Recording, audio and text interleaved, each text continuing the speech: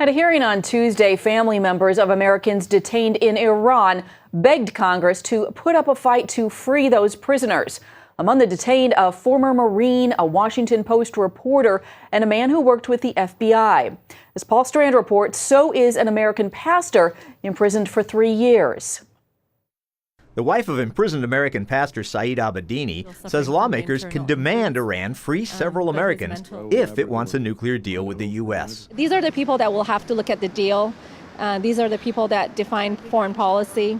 And so these are the people that Iran has to answer to some degree. Some people say something as crucial as a nuclear deal with Iran shouldn't be held hostage to the fact that Iran is holding just a few Americans prisoner. But the family members of those prisoners were here to point out today what could be more crucial than their lives and their freedom. Nagme Abedini first prayed with a group of supporters, some dressed in orange jumpsuits to show solidarity with prisoners held unjustly in Iran, then spoke of her testimony. I hope that they can see the personal side of the story, of the pain that our family goes through daily, but at the same time to know that the strength and peace that comes from, that we have in this really horrible time comes from our faith in Jesus Christ. And the lawmakers hearing from relatives of 4 detainees were listening. Ms. Abedini, I just wanted to make a comment to you how moving your testimony of Jesus Christ was to me personally.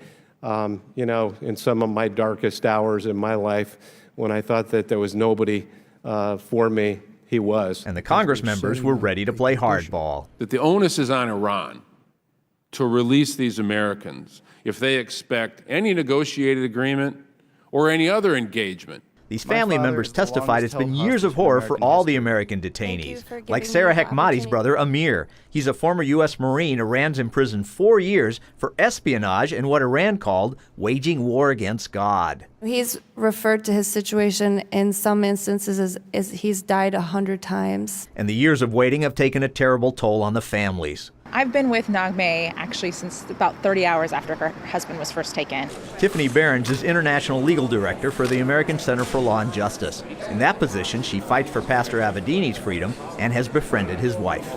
She's got 2 young children who, when I first met them, came to her waist and are now almost to her shoulders, who have missed really almost 50% of their lives without their father.